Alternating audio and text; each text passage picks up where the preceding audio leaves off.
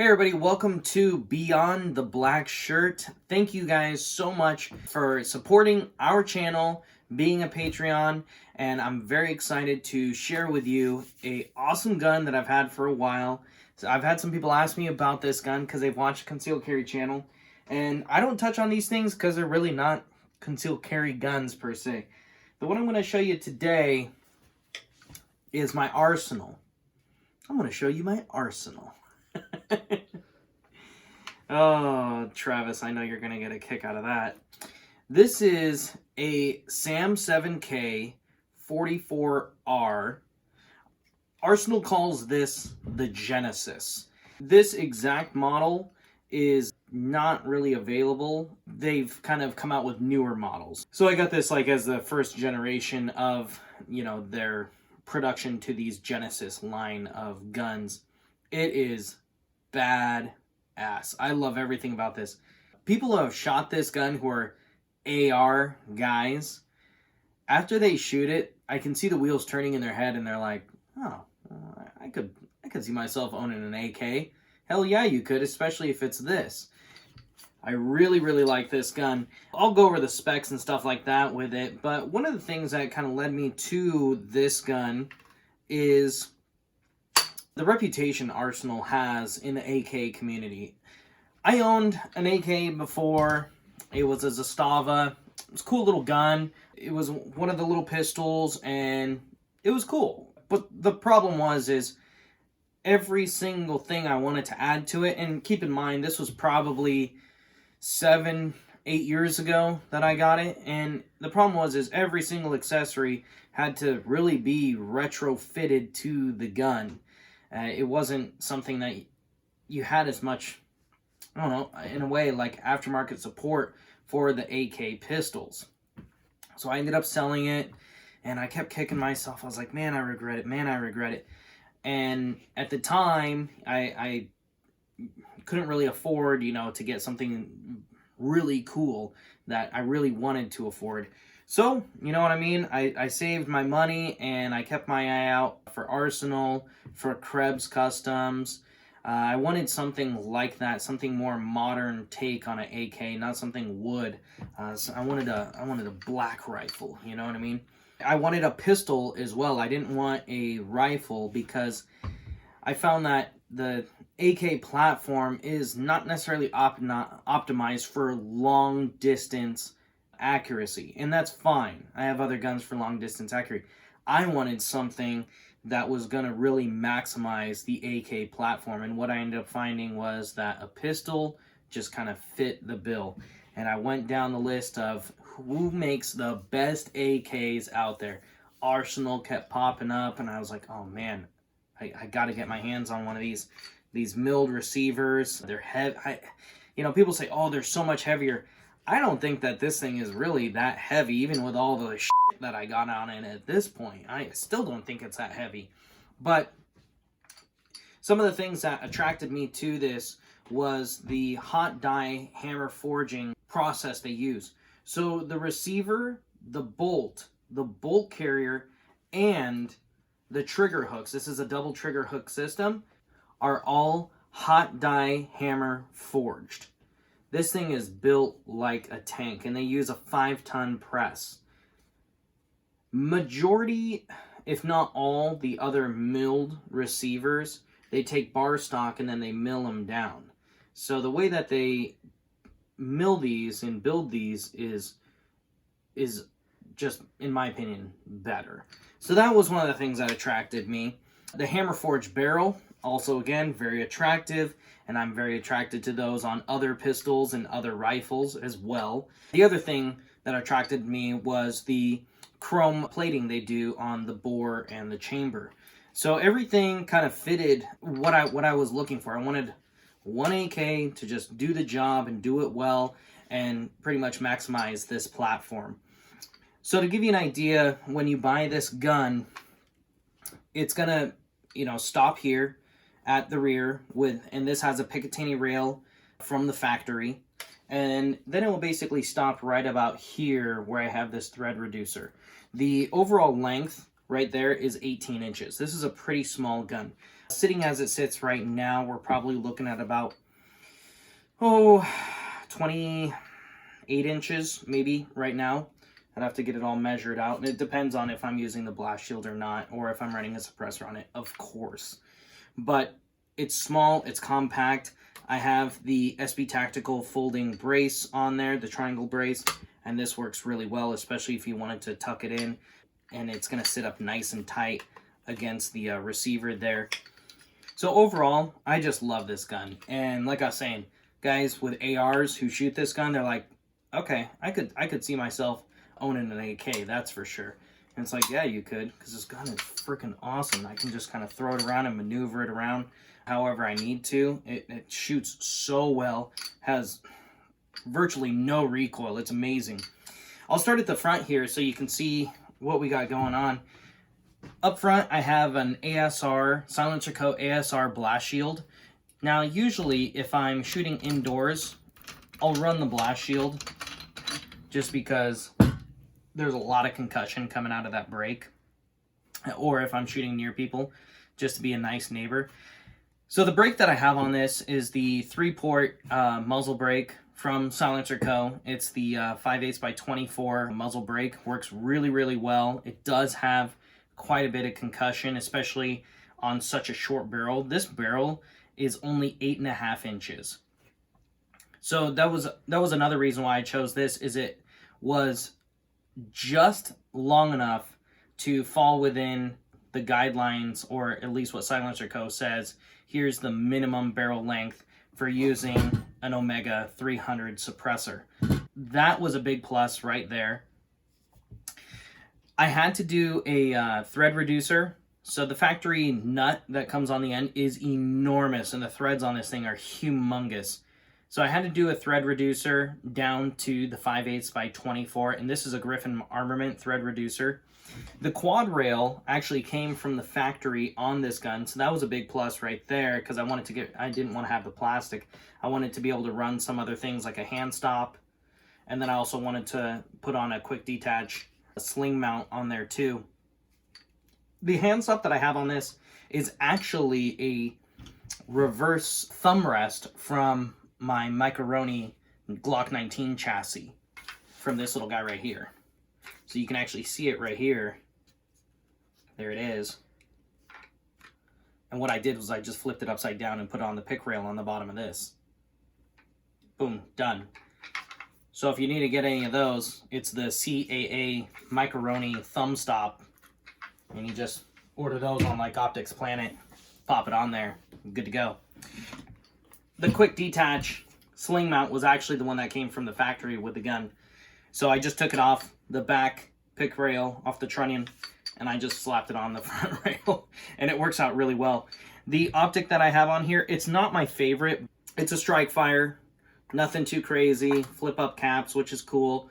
It takes, I believe this is a AAA or a AA battery, so that's kind of nice. The battery life on it isn't crazy good, but you know, you turn it off, turn it on when you need it, whatever it is. I haven't had to replace the battery on this thing, and it's been almost 2 years, I'd say. But the one thing that I did like about this is the cantilever mount. So when it comes from the factory, this little optic here, the cantilever mount is actually backwards. So this would be facing over here. I just dismounted it, put it on, again, backward. So that way I could have a little bit closer to the back of the gun as I'm shooting. And I really like that. And it also still allows me to remove this dust cover for cleaning. So you can see that I can still get in here and clean everything out. I can take the rod, the piston. I can take all of that fun, the bolt carrier group. I can take all that stuff out of there still without having to remove the optic, which is nice. Because I didn't really want to do a optic mount on the dust cover, being that the dust cover is kind of loose. So I didn't want to necessarily rely on that, but you also have on this side a mount for an optic here on the receiver, but that's going to get in the way of the folding stock. So I just decided to go this route. I may do something that's a little bit smaller. So I might just do something further up here that's just a little bit smaller. Maybe a Holosun like 509, something enclosed. I really like the enclosed optics because I have been shooting out in the rain and the snow, and then the optic gets filled with debris or snow or rain, and then it's just a big red blur. And even though I have my backup iron sights here, it doesn't matter because you're still looking through that same window. So I'm gonna do something. I might do something enclosed, and I'll update you guys if I do. One of the other features that I liked was the ambidextrous safety. Typically on AKs, you have your safety on the right side. Okay, and this is very functional. It's very easy to use, as you can see there. And there's a reason for that as well. There's the AK guy that you see on YouTube. I can't remember his name off the top of my head. Brandon. It's Brandon something. Maybe Herrera. But anyways, he does some awesome videos, and he did a quick little video of training with an AK with Russians.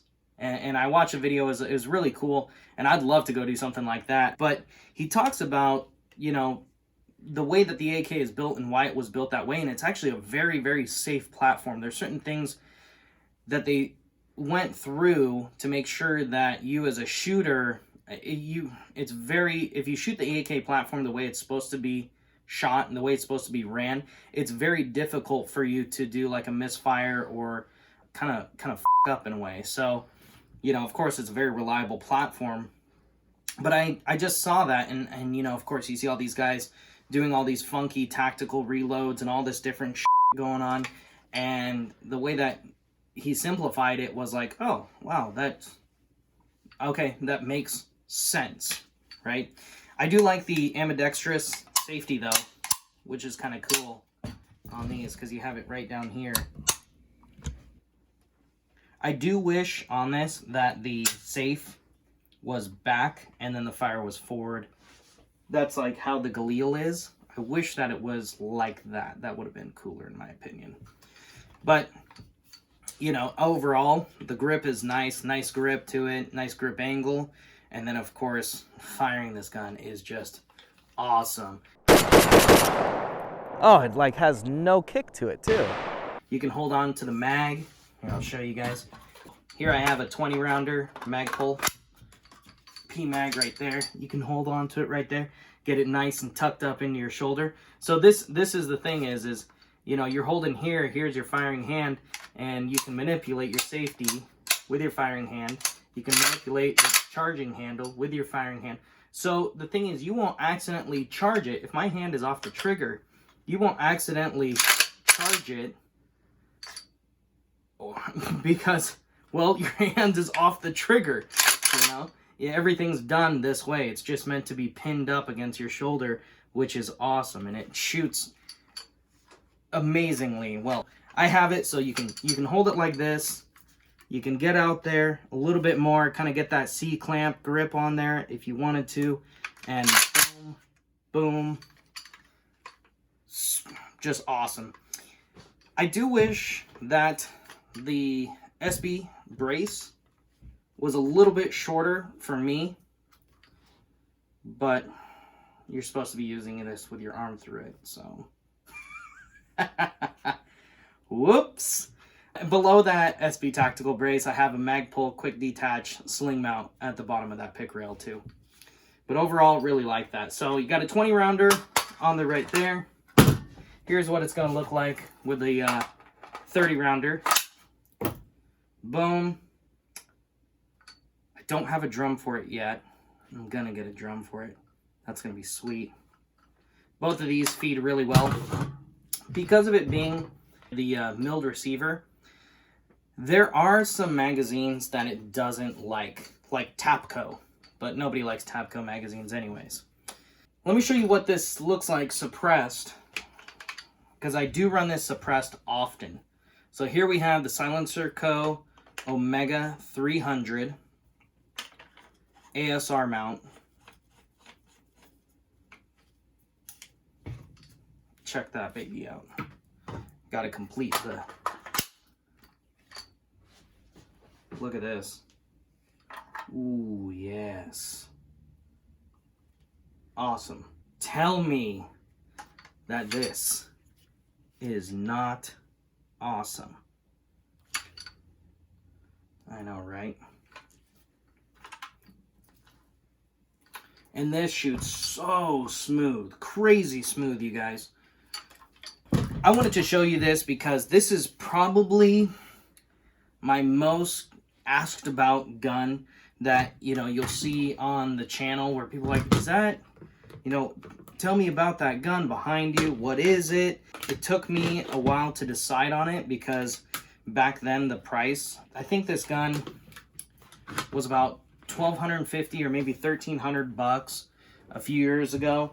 Nowadays, these are around $1,700.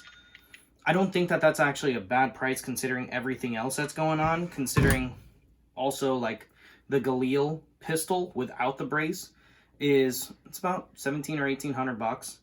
I mean, shoot, these days a Smith & Wesson M&P Sport 2 is $800 if you can find it.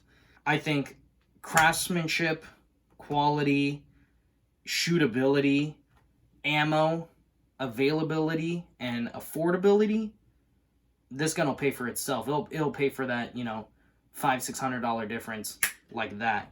You know, I just picked up a case of 7.62x3 9,000 rounds for $350, and pretty much all 5.56 right now is over $1 a round everywhere you turn. And of course, you're limited to 3 boxes at your gun shop if you can find them. You know, it just is what it is. So I would say that if you are looking for an alternate round, something like I just said, all the available stuff, I would highly consider looking for one of these Aresenal SAM7Ks. The 44R model, this specific model, has been discontinued, but they have the new superseding models that are available. I just looked on Aresenal's website today, so they say they're available. They're probably going to be shipping through Kvar, who I got mine from, and at least when I bought this, I actually just called and paid for it over the phone. They shipped it to Northwest Armory, and I just picked it up from them, and I've just been super happy ever since. But anyways, yeah, just want to share this with you guys because this is something that I know a lot of people have been wondering about, and those of you who have shot this, you know exactly what I'm talking about. And I want to say again, thank you so much for supporting the channel. It has been a huge journey for us in making this more of a full-time thing. We didn't expect that. You know, now we're over 2,500 subscribers, and we've been at this for about 3 months, and it was just a hobby thing for me, being a gun enthusiast for many years, and with all the pandemic and all the new gun buyers asking questions of what should I get, hey, you know what, here we are, and the channel is growing, and we've had people reach out to us, and we've had people like you wanting to get more content and go beyond the black shirt, which is very cool. So thank you again so much. I'll get another review and tabletop kind of information session out to you as soon as I can. Thank you guys so much for being a Patreon and joining us for Beyond the Black Shirt. Later.